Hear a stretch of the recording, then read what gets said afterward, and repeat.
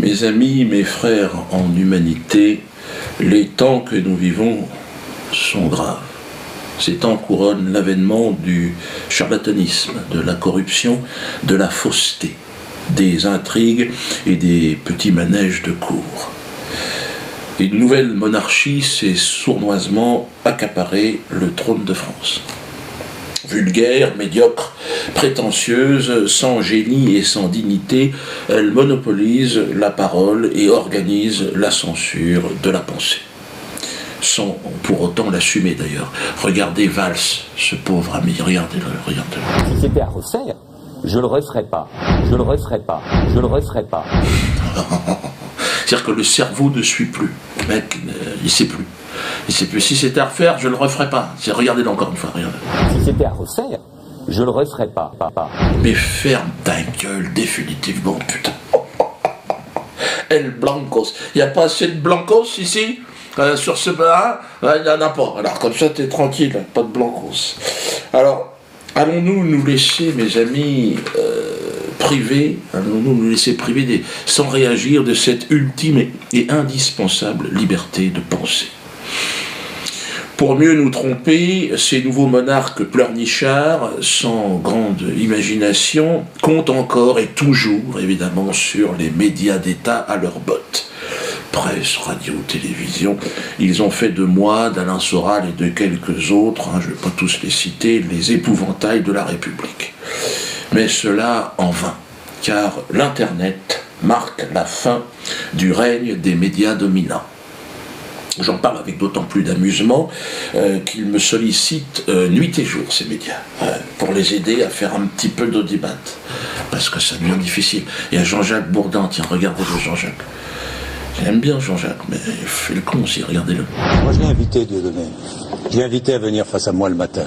Il ne répond pas. Vous savez pourquoi il ne répond pas? Jamais. Parce qu'il est dans l'ambiguïté en permanence. Il cultive l'ambiguïté. Tu vois Jean-Jacques, tu m'invites et je peux pas venir, mais bon, faudrait peut-être te renseigner. Si j'ai refusé ton invitation, c'est sûrement et simplement parce que j'ai trop de travail, j'ai trop de boulot. Je joue 2 fois, voire 3 fois par soir au Théâtre de la Main d'Or. Donc c'est pas pour me lever à 6h30 pour aller discuter avec toi sur ton plateau, je sais pas où c'est d'ailleurs. En plus je joue mon spectacle à Souzoa, donc aussi en tournée. Donc une partie de la semaine, je suis même pas là. D'ailleurs je serai à Avignon, le 21, notez-le. De toute façon c'est complet Avignon, malheureusement 5000 places, c'est déjà fini. Et Toulouse, il reste de la place à Toulouse, donc n'hésitez pas à Toulouse. Je sais qu'il y a des manifestations qui s'organisent, si vous voulez me parler à Toulouse, on peut organiser un débat. Bon, je sais que vous ne voulez pas débattre avec moi, mais enfin je vous le précise. Biarritz, le 14 mars, est annulé, parce qu'ils ont des problèmes de plancher. Apparemment il y a des souris qui ont mangé... Bon, ce qui est bizarre, c'est que juste avant, ils ont un spectacle de danse du Bolchoï. 180, je crois, sur scène, ça tient. Mais le lendemain, pour moi, alors bon, on va voir, le tribunal va nous dire. Donc tous les gens de Biarritz, rendez-vous à Pau le 13 mars, c'est une journée avant. C'est au Zénith, là il y a de la place. Par contre, vous êtes obligé de vous faire rembourser votre ticket, parce que c'est comme ça, ils nous emmerdent. Qu'est-ce que je vous dis ? Donc vous faites rembourser votre ticket, les gens de Biarritz, et venez à Pau. Donc Jean-Jacques, pour finir, c'est pas que je refuse le débat, mais c'est que, bon, j'ai du travail comme je te l'ai dit, puis on joue pas dans la même cour. Oh, dis donc Gigi, toi qui bosses pour RMC, pour BFM TV, 2 entreprises en difficulté au passage. Ouais, ça marche pas du tout, t'as vu les audimats que vous faites, c'est de la merde, hein. Et puis c'est sous perfusion avec le fric d'Alain Veil. Alain Veil et puis un petit peu de pognon de Monaco aussi. Donc tu vas pas me donner de leçons de morale sur un. Je crois que le mieux c'est de la fermer. Non, mais c'est complètement foireux. Alain Veil, d'ailleurs, ton patron, Jean-Jacques Bourdin, ton patron, il a dit l'information est un produit marketing comme les autres. Donc toi, tu es un produit pour lui. Donc, et c'est vrai que c'est un produit. Donc aujourd'hui, les gens, ils vont sur Internet parce qu'il y a tous les produits, c'est gratoche. Puis ils ont plus envie de s'emmerder avec ta publicité. Toi, vous donnez du fric. Les gens en ont marre de vous, Jean-Jacques. Donc, moi, ce que je te propose, Jean-Jacques, à ce moment-là, c'est que tu viennes ici, dans mon bureau. Là, je peux te laisser un petit espace. Parce que tu sais que cette vidéo fera plus de démat que n'importe laquelle de tes émissions. Même quand tu invites le président je sais pas quoi, d'Israël, enfin, ou d'autres, enfin, peu importe. Mais ici, tu es sûr que si tu as un truc à vendre, si tu veux changer de carrière et faire un truc sur Internet, et que tu n'es pas de patron, ben, tu viens ici, tu peux lancer ton truc. Moi, je suis prêt à discuter avec toi. Mais c'est normal que ce soit toi qui viennes, hein, parce que c'est logique que je joue à domicile, puisque c'est moi le plus performant. Hein, dans une société normale, c'est comme ça que ça se passe.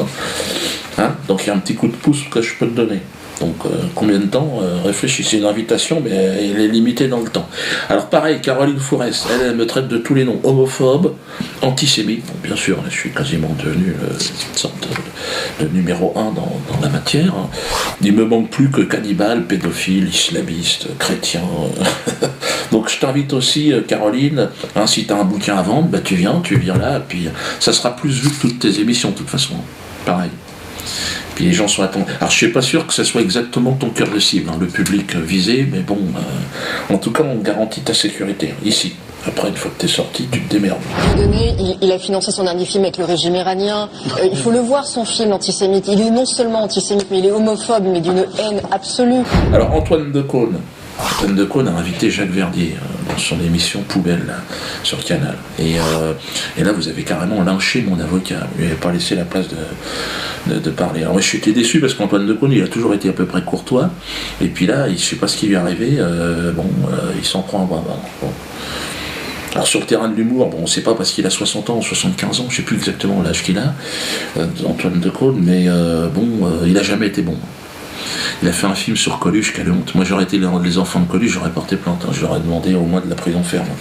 Parce que c'est... T'as jamais fait rire personne que à la télé un petit peu, toi. Et puis les gens se marraient, mais en fait tu sais pas que personne n'a jamais rigolé.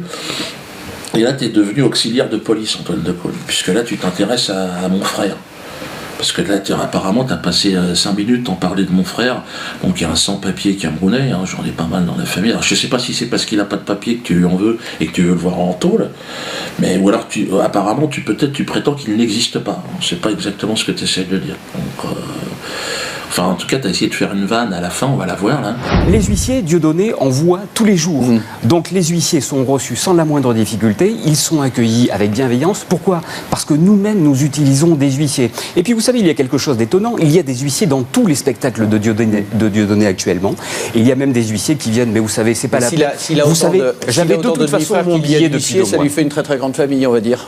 Si, pardon ? S'il a autant de demi-frères qu'il y a d'huissiers, ça lui fait une très très grande famille. Là, c'est grave. Donc je te rassure, j'ai beaucoup de frères et sœurs. On est, je pense, plus de 23, parce que comme mon père est mort, on a découvert tout un tas de choses. Et donc on est très nombreux, effectivement. Et j'ai quand même plus de frères que d'huissiers sont venus chez moi. Ouais. Mais je ne sais pas exactement où tu veux en venir, Antoine Decaune. Donc je t'invite aussi à venir parler ici, si tu veux. Hein, en toute courtoisie, hein, pour savoir ce que tu penses, si que ta place dans la police aujourd'hui, ton évolution de carrière, qu'est-ce que tu veux faire, si tu veux mener des enquêtes sur ma famille, tout ça, sur le plan fiscal, si tu veux mettre le nez dans les comptes, je t'ouvre tout à fait mes bulletins de paie, tout ça, pour que tu puisses après parler dans ton émission de ce qui se passe. Hein. C'est dur, hein.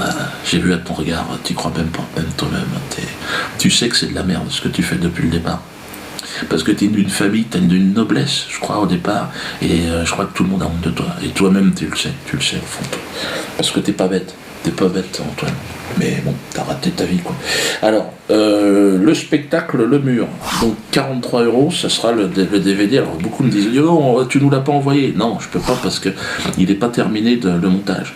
Vous aurez d'ailleurs, parce que beaucoup disent, oui, c'est cher, mais vous aurez 2 spectacles. Il y aura le spectacle Le Mur, le spectacle La Souzoa, vous aurez également le spectacle Le Mariage pour tous, dedans. Et puis, vous aurez une surprise. Une sorte de truc, je peux pas en parler.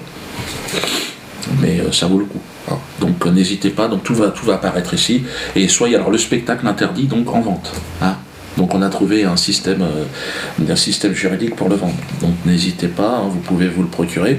Michael Bedos, ou Fernand Bedos. Alors lui, il m'a parlé de moi, il voudrait que je lui réponde non. Je te répondrai pas, Michael, parce que déjà j'ai pas de parler, je répondrai à ton père. Je veux ton tuteur légal. Moi, j'ai pas à discuter à un mec qui s'est fait choper encore là par la patrouille. Je sais pas quoi t'as insulté, je sais pas qui. Pas si tu te drogues, tu t'encules. Bon. Et donc moi, ce que je veux, c'est parler à ton tuteur légal. Et pour te répondre, je vais faire parler mon neveu. Hein, c'est normal. Hein, les vieux avec les vieux, les jeunes avec les jeunes. Donc c'est celui qui est derrière la caméra. T'es prêt? Mais tu t'en fous, tu verras. De toute façon, tu peux pas être plus mauvais que lui. Allez, viens. Vas-y. C'est rien. Allez, comment ça marche cette caméra? Ah, attends. Vas-y, prends ma place. Tu veux mes lunettes? Voilà. Ah, menu, internet. Arrête de faire le con. Attends, je te fais les réglages là. Ouais. Ah, putain, attends. Voilà. Moi, je regarde. Alors attends, bouge pas. Non, parce que c'est le truc qui. Ah, c'est bon.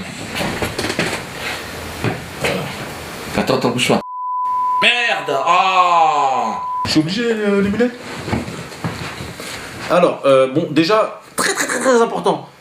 C'est pas moi qui ai tiré sur les huissiers, hein, d'accord? Alors, Nicolas Bedos. Je préfère commencer par ça. Sérieusement, je ne cautionne pas ni les procès, ni le récent cyberacharnement que tu as subi. Hein. Ouais, cyber, par contre. Bah, tu reçois des clics, nous des claques. Clic-clac. Vas-y, enchaîne. Non, alors, l'humoriste préféré des Français, Dieudonné Mbalam, Voratanga Nambala, Tonton, a fait 14 spectacles. Auteur, metteur en scène, interprète. Tu vois où je veux en venir? Le respect, papy. C'est parce que tu ne respectes pas le travail d'un autodidacte que je vais te pisser dessus. Enfin, et aussi, il faut être honnête, parce que tu t'en prends à moi. En tant que spectateur de Diodo, moi j'en suis, avec nous, t'es pas anti. Et aussi, mon père est antillais. Et en rentrant de vacances, t'as dit des Antillais qu'ils étaient des autochtones oisifs.